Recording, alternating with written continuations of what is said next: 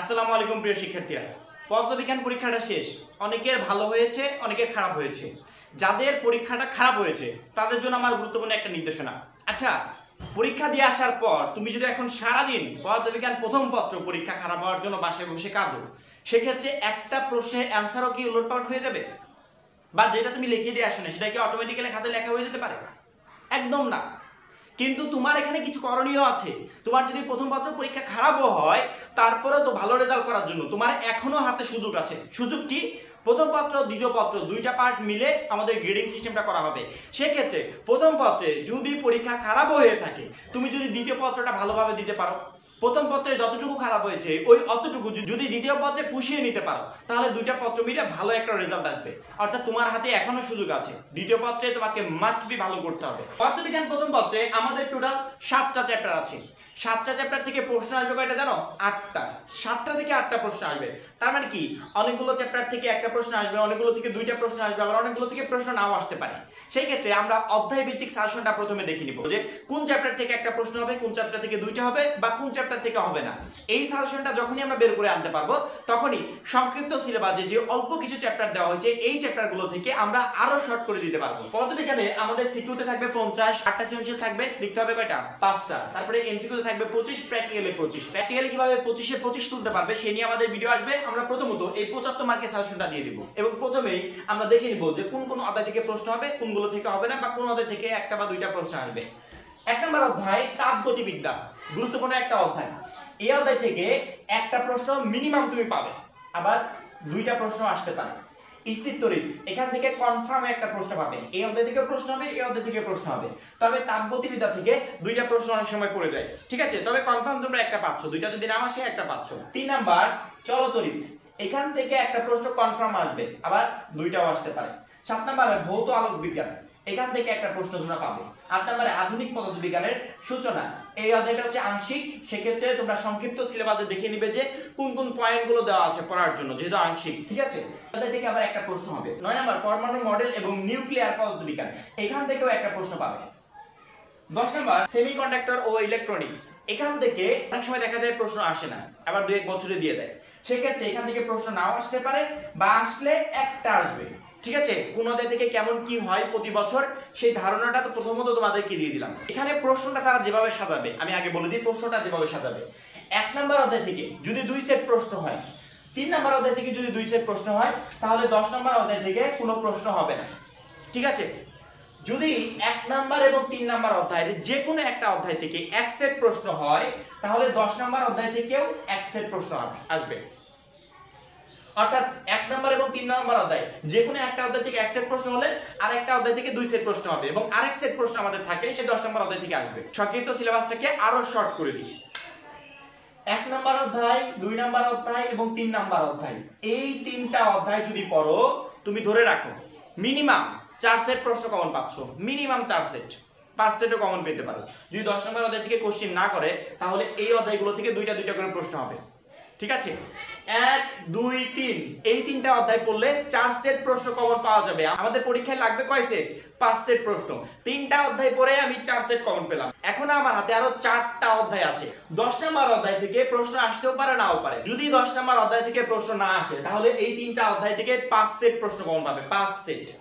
তারপরেও আমরা একটা অধ্যায়কে আমরা প্লাস পয়েন্ট হিসেবে ধরে নিই। কারণ অনেক সময় দেখা যায় একটা সৃজনশীলের ক নাম্বারটা কমন পড়ে নাই, খ নাম্বার কমন পড়ে নাই, বা একটা সৃজনশীলের সবগুলো কমন, গ নাম্বারটা কমন আসে। সেক্ষেত্রে মিনিমাম একটা সৃজনশীল আমাদের হাতে থাকবে যে 6টা থেকে আমি যে কোনো 5টার অ্যান্সার করতে পারবো। যদি 10 নম্বর অধ্যায় থেকে কোশ্চেন না হয়, তাহলে এই 3টা অধ্যায় থেকে 5 সেট প্রশ্ন তোমরা কমন পেয়ে যাবে। তারপরে আমরা একটা অধ্যায় আমরা হাতে রাখবো, সেই অধ্যায়টা এই 3টা অধ্যায়ের ভিতর যে কোনো একটা অধ্যায় হতে পারে, এই 3টা অধ্যায়ের ভিতর। অর্থাৎ আমার সাজেশন থাকলো 1, 2, 3 নাম্বার অধ্যায়, এই 3টা অধ্যায় পড়বে। তার সাথে তুমি এই 7, 8, 9 এর যে কোনো একটা অধ্যায়, যে অধ্যায়টা তোমার কাছে সবথেকে সহজ মনে হয়, তুমি মনে করছো যে ভাই আমি অলরেডি কমপ্লিট করে ফেলেছি অধ্যায়টা, ওই অধ্যায়টা তুমি এই 3টা অধ্যায়ের সাথে ইনক্লুড করবে। 10 নম্বর অধ্যায় থেকে যদি এক সেট প্রশ্ন হয়, উপরে 3টা অধ্যায় থেকে 4 সেট প্রশ্ন হবে।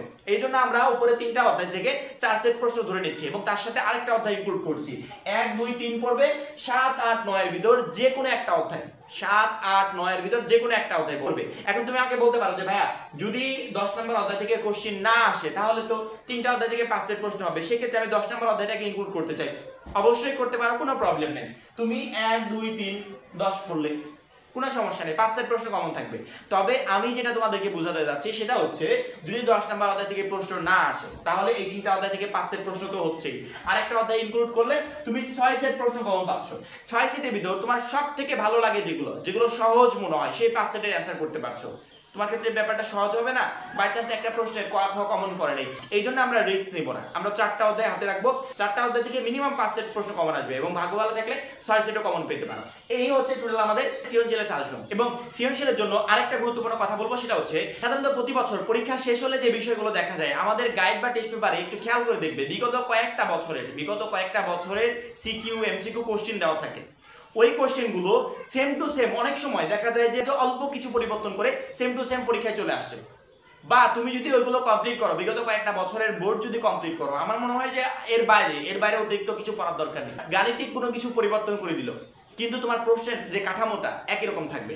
তুমি বিগত কয়েকটা বছরের বোর্ড কোশ্চেনগুলো সলভ করলে তুমি নিজেই বুঝে যাবে 2024 সালে কোন টাইপের প্রশ্নগুলো আসতে চলেছে। সেক্ষেত্রে প্রত্যেকটা শিক্ষার্থীর জন্য সাজেশন যে অবশ্যই এখান থেকে তো 4টা অধ্যায় পড়বে, 4টা অধ্যায় পড়া শেষ হলে তোমরা একটু বিগত কয়েকটা বছরের বোর্ড কোশ্চেনের যে সিকিউগুলো আছে ওই সিকিউগুলো একটু সলভ করো, ওইখান থেকেও তোমরা প্রশ্ন কমন পেয়ে যাবে। এবার আসি এমসিকিউতে। এমসিকিউর জন্য প্রত্যেকটা শিক্ষার্থী প্রথমত তোমার মেইন টার্গেট থাকবে মূল বই রেখে গাইড টেস্ট পেপার এগুলো আগে দরকার নাই। মূল বইটাকে টোটালি আন্ডারলাইন করে রিভাইজ দিয়ে যখনই আমার আয়ত্তে চলে আসবে তখন আমি আমার প্রিপারেশনটা যাচাই করে নিব গাইড বা টেস্ট পেপার থেকে। আমি মূল বই আন্ডারলাইন করে 5 বার 10 বার 15 বার 20 বার রিভাইজ দেওয়া শেষ। এখন আমি গাইড বা টেস্ট পেপারে গিয়ে 25টা এমসিকিউ নিলাম, নেওয়ার পর নিজে সলভ করলাম, দেখি তো কয়টা পারছি। যদি দেখো যে না প্রবলেম হচ্ছে, আবার এসে মূল বইটা রিভাইজ করবে, তারপরে আবার ওইখানে গিয়ে নতুন একটা মডেল নেওয়ার পর সেখানে 25টা এমসিকিউ আবার সলভ করবে। এভাবে বোর্ড কোশ্চেন গুলো সলভ করো, অতিরিক্ত এমসিকিউ কিছু সলভ করো, সেক্ষেত্রে এমসিকিউর জন্য একটা বেস্ট প্রিপারেশন হবে। মূল বই রেখে আদার্স অন্য কিছু আগে কেউ কিছু করবে না, মূল বইটাকে টোটালি আয়ত্তে নিয়ে চলে আসবে। সেক্ষেত্রে সৃজনশীল প্রশ্নের অ্যান্সার করা তোমার জন্য সহজ হবে, এমসিকিউ সহজ হবে। মূল বইটা যখনই তোমার হাতের আয়ত্তে চলে আসছে তখন তুমি গিয়ে গাইড বা টেস্ট পেপার থেকে তুমি বোর্ড কোশ্চেনের যে এমসিকিউ গুলো সেগুলো সলভ করো, তোমার অতিরিক্ত যে এমসিকিউ গুলো আছে সেগুলো সলভ করো। এইভাবে কোনো একটা শিক্ষার্থী প্রিপারেশন নিতে পারলে তার 100% প্রশ্ন কমন থাকবে পরীক্ষার হলে। এর অতিরিক্ত আদার্স কোনো মাধ্যম নাই। একজন বলে দিল এই 5000 এমসিকিউ সলভ করো এখান থেকে কমন চলে আসবে, না, অতটা রিস্ক নেওয়ার দরকার নেই। তুমি মূল বইটা সলভ করো এবং তুমি তোমার প্রিপারেশনটা বোর্ড কোশ্চেন থেকে যাচাই করে নাও। আমি গ্যারান্টি সহকারে বলছি 25টার ভিতর 25টা এমসিকিউ তোমার পরীক্ষার হলে কমন থাকবে। এখন এই পর্যন্তই। পরবর্তী সাজেশনের জন্য চ্যানেলটা সাবস্ক্রাইব করে পাশে বেল আইকনটাতে ক্লিক করে রাখবে। সবাই ভালো থাকবে, সুস্থ থাকবে, খোদা হাফেজ।